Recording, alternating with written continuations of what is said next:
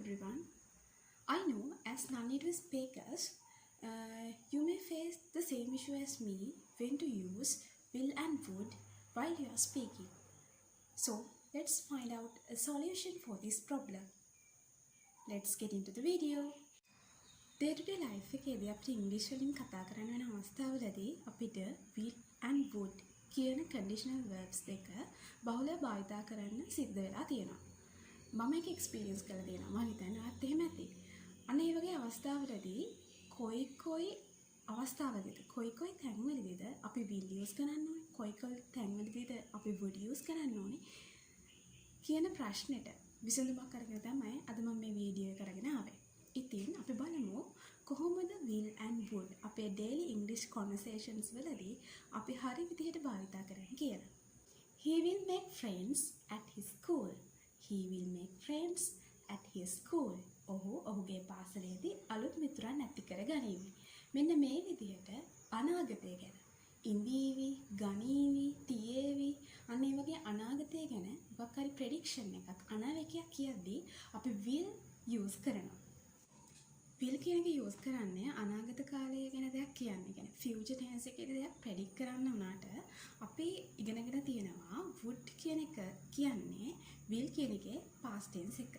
will කියන එකේ past tense එක තමයි would කියන්නේ. එහෙනම් මෙන්න මේ උදාහරණය දිහා පොඩ්ඩක් බලන්න. He will make new friends at school. He will make new friends at school. He would make new friends at school. He would make new friends at school. මේ වාක්‍ය දෙක බලද්දී ඔයාලට මොකක්ද හිතෙන්නේ? පළවෙනි වාක්‍යයෙන් අනාගත කාලය ගැන කියනවා. දෙවෙනි වාක්‍යයෙන් he would make friends at school කියන එකෙන් අතීත කාලය ගැන කියනවා කියලාද? නැහැ. වාක්‍ය දෙකම බලද්දී අපිට පේන්නේ දෙකෙන්ම අනාගත කාලය ගැන කියනවා වගේ. ඔහු පාසලේදී අලුත් මිතුරන් ඇති කර ගනීවි. He will make new friends at school.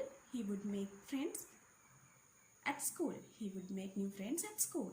දෙකම නිකන් අනාගත කාලය ගැන කියනවා වගේ. ඉතින් එතකොට අපි conversation එකකදී will ද use කරන්නේ would ද use කරන්නේ. අපි බලමු කොහොමද ඒක වෙන්නේ කියලා.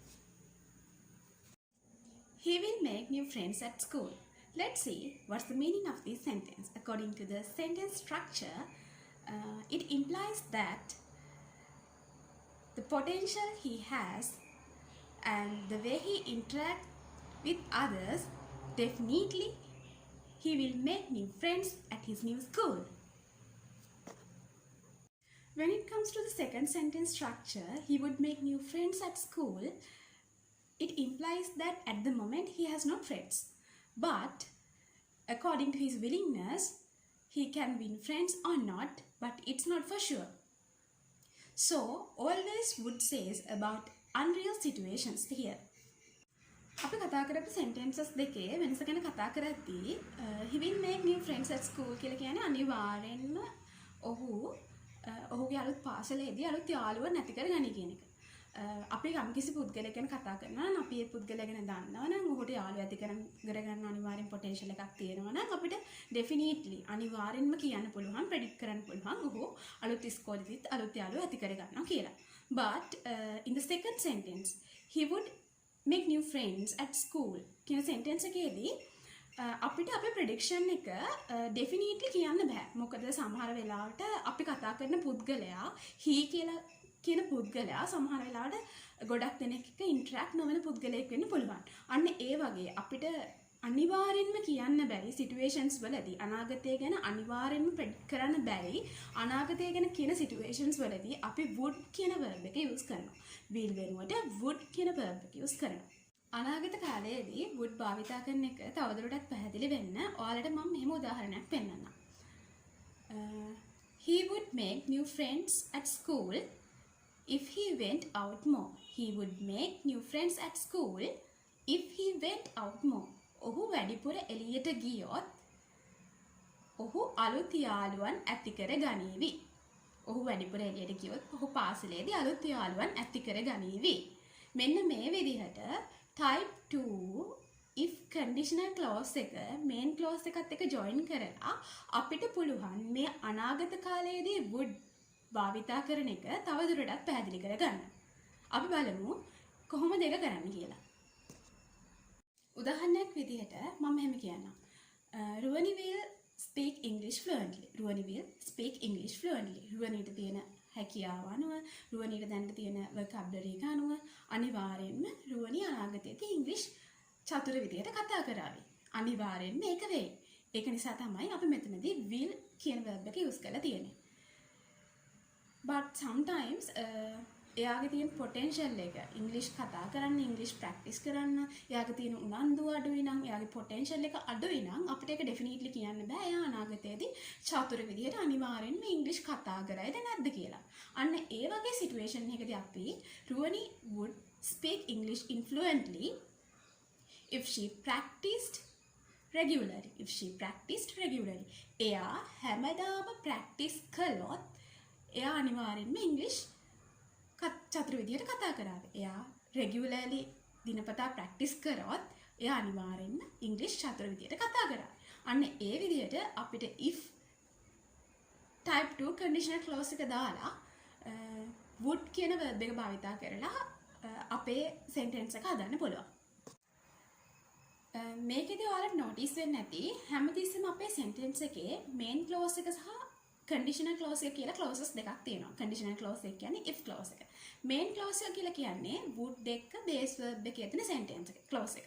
ඊට පස්සේ අපි if clause එක විදිහට if එක්ක past simple තමයි මෙතන හැම තැනකදීම අපි පාවිච්චි කරේ. එතකොට අපේ sentence structure එක හැදෙන්න ඕනේ මම මේ උඩින් මෙන්න මේ දක්වන විදිහට. උදාහරණයක් විදිහට මෙන්න මේ sentence එක ගන්න. They will have another meeting this afternoon.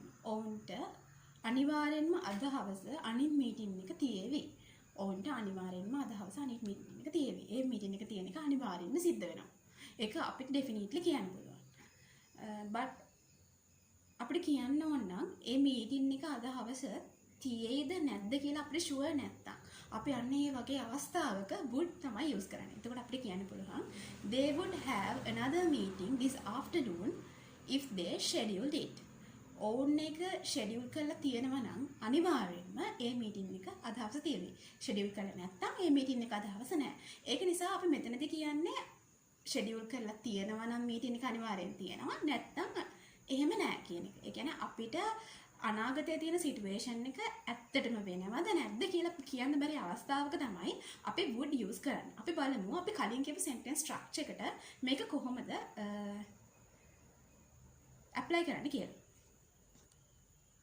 අපි කලින් ගත්ත complex sentence එක කොහොමද main clause එක සහ if clause එක විදිහට කැඩිලා තියෙන්නේ, කොහොමද මේ sentence structure එක හැදිලා තියෙන්නේ කියලා අපි මේ උදාහරණ අරගෙන බලමු. එතකොට අපි මුලින්ම කතා කරපු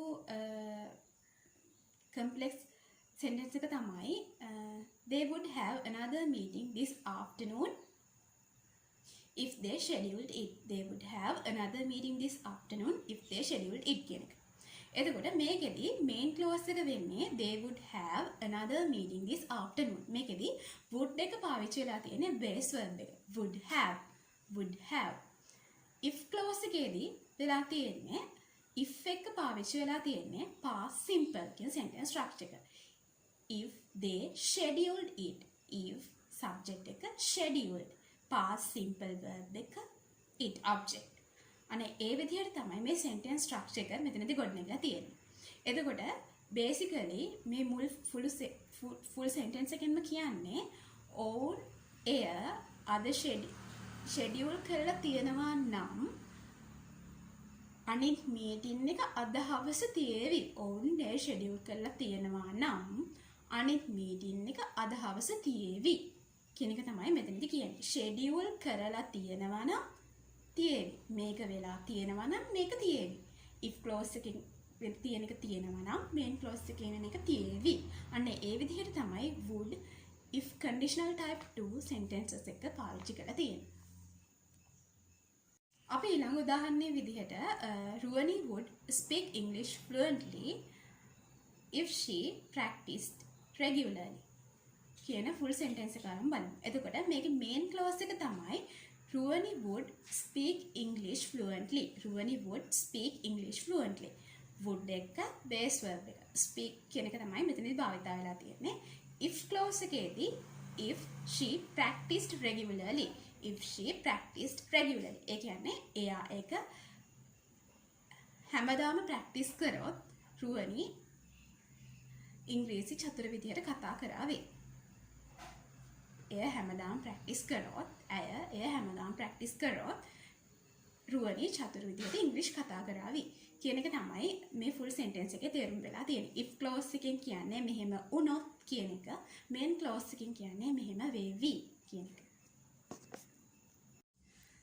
අද ලෙසන් එකේදී will and would අනාගත කාලයේදී අපි කරන predictions වලදී කොයි විදිහටද භාවිතා කරන්න ඕනේ කියන ගැන අවබෝධයක් එන්නද කියලා මම හිතනවා. Well, that's all for today. I would be coming soon here with a new lesson.